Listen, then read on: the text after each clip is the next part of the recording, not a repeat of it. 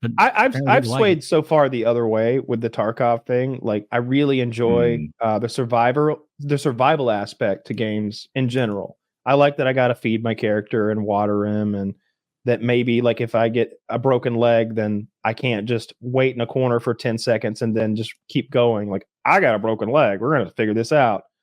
I like those aspects to the game, and I like the weapon modification in Tarkov is really fun. I know COD does an okay job, but man, they go crazy in Tarkov. They're always adding new stuff. That's kind of what I like. It's two or three things combined that I like. I wouldn't play it if there wasn't loot. Like if you weren't like going in there and sneaking around and opening crates and be like, oh, here's a thing. Here's a shiny thing. Like if that didn't happen, I wouldn't play it just to shoot. Dude, there's too much. That gets old fast. Like the inventory just looks draining and it looks tedious. It's a skill. It's part of, as much as it's a skill to like shoot somebody or follow a target with your crosshair.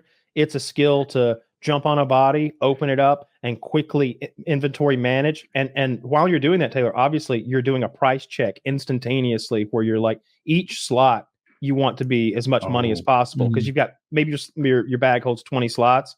You want each of those slots to carry as much money. So you're just Taylor, were you talking about the stash or like in the raid? Both. Like probably both. I would look over and see them streaming, and it would be just a huge amount. I think Taylor's talking about backpack. stash management, and Kyle's talking about efficient looting, which is a skill. Yeah. I mean, stash management is a fucking skill. Like people don't know how to do that. It looks so boring. Like just moving boring, but out to make. But imagine it was like I dumped whatever $275,000 in small bills on your bed, and you were tasked with organizing it. Would you be bored?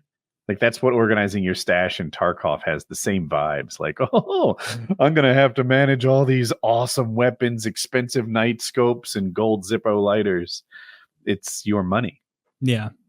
Well, I can see how you could enjoy that. I like it. It's too tedious. That part of it, like I wish if I had a servant who came in before I got on and spent an hour doing that, I would certainly have Manfred. That would be his name. I would have Manfred go in there and like, Manfred, go organize my stash, flea market all of my weapon parts, and vendor my goods, but none of the task items. And if you make a mistake, there will be a recompense. If I could do that, I would, because I don't love. So then it's not fun, that part of it. It's tedious, it's monotonous, but it's part of the game. And so I don't mind doing it. I don't hate doing it, but I would rather not do it, I suppose. But it's part of the game. It's a multifaceted game with lots of everything's grindy like that. Every aspect of that game is shitty and grindy like that. I like multiplayer. I've realized like single player games, I'm good with that kind of thing. Like it can be fun, like Skyrim. Like I always use that as an example because that's the most fun one. Like it's great. But how many other daggers? Games, like multiplayer games, I really want to have it so it's like every game is a new thing. So like Call of Duty style, Age of Empires style. Like you open up the game, you start a new lobby, you kick off. At the end of the game, you're not bringing anything with you. You restart on the next one. I've enjoyed both. Like, one thing I liked about Left 4 Dead is everybody was even. It doesn't matter if you have 10,000 hours in game or it's your first one. Your characters are identical. It doesn't matter which character you choose. They're all the same hitboxes, same everything. And that just felt fair. So you go in and you have even fights, and fair is fun, right? Tarkov is not fair in the slightest. I can be much better than another guy who's better equipped and lose, and vice versa. And every so often, if you're way better equipped, you lose to someone who got lucky or is a hacker maybe. And something about that not fair fuck you aspect is surprisingly fun too. There's no limitation. There's no like, hey, don't do that. That wouldn't be cool. It's like, will we do it in real life? Well, in real life, it'd be, we're killing each other in foxholes with knives. Oh, that sounds awful. Yeah, you can do that too. You can beat people to death with hatchets. You can do all sorts of fun things. It's a mean, nasty game just because of a lot of things. I ruined a guy's night for sure the other night. He was doing for sure I did. There's a task that makes you go to a map at night and plant 2 very expensive pieces of armor. It takes 30 seconds. You have to sit there and it goes 30, 29, 28, 27. And you're planting them. They're 200. They're very expensive, both of them. I don't want to buy them and then go in and somebody kills me and I lose them. I killed a guy who was doing it, I took them and I planted them for my own. It ruined his night. It had to. Could you hear him? Where is this the factory mission where you go to? It's on interchange where you have to plant 2 gazelles, which is the Type 5 nice armor out by the musician stage. It's a scary task to do by yourself. If you got a squad, everybody watches your back and Kyle's planting this thing, watch out. But when you're by yourself and the crickets are chirping out there and the scavs are jabbering, it's real scary. Something about interchange. If you hear a squad, like if I hear a squad on woods or shoreline, I might go for it. Maybe I can take 2 and then it's only 1v2 or 1v1. Yeah. If I hear a squad in interchange, I'm hiding behind a cash register or something. Yeah. It's been a really fun wipe. They took the snow away. I think I don't like that. I miss the snow, but I'm still just having a ton of fun. Did the community hate the snow or? Community loved the snow. It was just meant to be seasonal though. I suppose. There's no snow in February in Russia? I'm sure there probably is. I don't know. Oh, that's the other thing I did that I thought was a little bit funny. So I switched my servers to Russian servers because I wanted to take the war to them. And so I'm in. Whenever somebody talks to me, I just scream Slava Ukraine. But then they probably target you, right? Well, we're already in a fucking gunfight. What are they gonna do? Be mean about it? I'm gonna shoot you twice. What's Slava Ukraine? I don't know. It's like long live. I think it's victory. It's what the Ukrainians are always fucking screaming in their promo vids and their propaganda and shit, right? You watch like a bunch of Russian tanks explode, and then some hot blonde goes Slava Ukraine, and you're like, glory to Ukraine. Yeah, Slava Ukraine. Good. Slava. That means glory, I guess. Glory what do you say so? Slava. Google says so. Well, the Google wouldn't fib to us. No, we trust our tech overlords. We trust them. How do you even play with Russians? Is the connection all shitty? He chooses about 150 ping, 170 ping. I don't mind. I feel like I get pretty rough. It's general in that game. I don't know. I don't notice it too bad. Like I'm real fucking good, Taylor. You don't understand. Like first of all right. So half the time, the person that you're running into is scared. I have found and timid about it, and the other half, it's the opposite. And their aggression, if by the way they move and the way that they give me audio cues that I can tell this is an aggressive badass. I can hear a chat and tell it because they're doing certain like movements. They're like, I can tell by the way they're wiggling around. They drop their fucking bag right away, so they're light and nimble. It's like this dude likes to fuck and he knows how.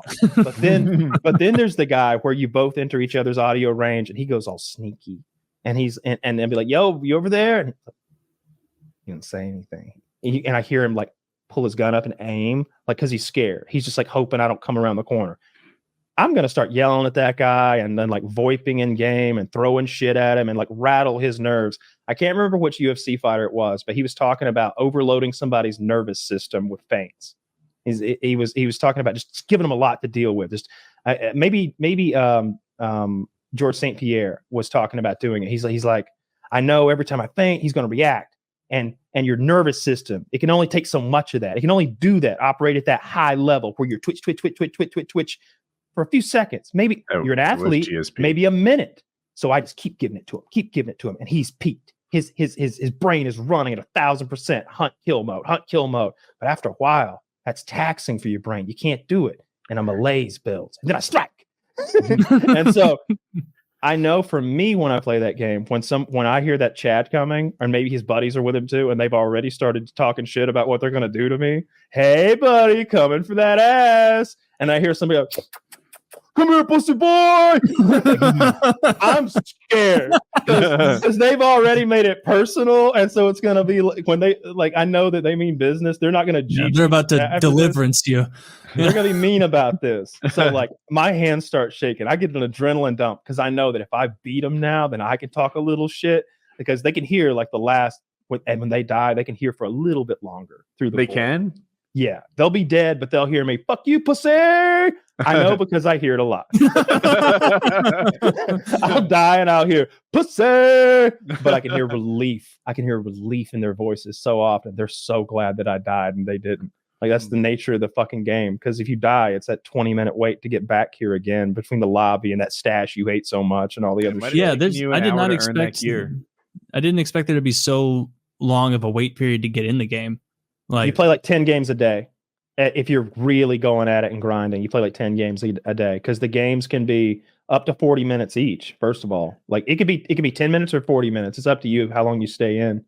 But sometimes you just get in a situation where you're like, oh my God, I only got 5 minutes left, because the shit, it's like a little war movie every time. If you really role play with it and you got a squad and you start and you role play a little bit, then it becomes this Saving Private Ryan story where maybe Woody's pinned down under the windmill. I've gotta get Woody. You're running and the fucking machine guns and there's tracers flying and stuff, and you're like, no, the Saving Private Ryan guy is now Forrest Gump. You got even worse. You're Ben My Stiller. friend Woody is in trouble. And then I'm Ben Stiller gunfight? in the field getting gunned down. Gunfights could last a minute or so, Yeah. but like, I don't know. Oftentimes there's a sort of a cold gunfight, I'll call it. Like, I know you're there, you know I'm there, and now we're both trying to make sure that when the fight starts, we have the advantage. Mhm. That can last very long, even like 20 minutes. And because of that, if you have friends like somewhere else on the map in your squad, maybe they're doing their own mission. Maybe they're like, hey, I was going to go check gas station for loot. You go do what you were going to do. We'll meet later. You can say, Kyle, I'm struggling here. I think this guy's there and I'm here. You know, can you third man in? And that can't happen in COD 4 or COD anything.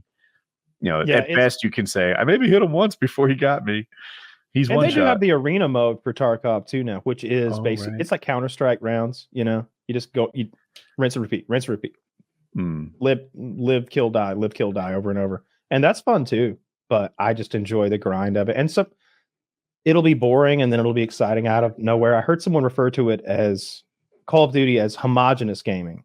How you're constantly at this like 7 out of 10. There's always a crazy war going on right here, right fucking now. And if you die, man, you're 10 steps from being right back in the thick of things. And it just stays like that, always, just like that. And a game like Tarkov or DayZ, even more so. DayZ is incredibly heterogeneous in that you might be in there for 2 hours without seeing another person. And you've just been killing deer and farming. And then suddenly there's 3 murderous men there with machine guns and night vision, and one's got a bat, and they're saving you for him. Like it just happens. They're saving you for the Batman. They're bringing out the bear Jew. Hey, yeah. Donnie, got a Nazi here wants to die for his country. Oblige him. So, how far are you away from the turn off of Tarkov? Man, I'm closer to the end than I am to the beginning. Like, I'm close enough to like Kappa and Lighthouse that like I'm kind of like might just keep on keeping on. Definitely could get the Lighthouse with Lightkeeper is what I mean to say.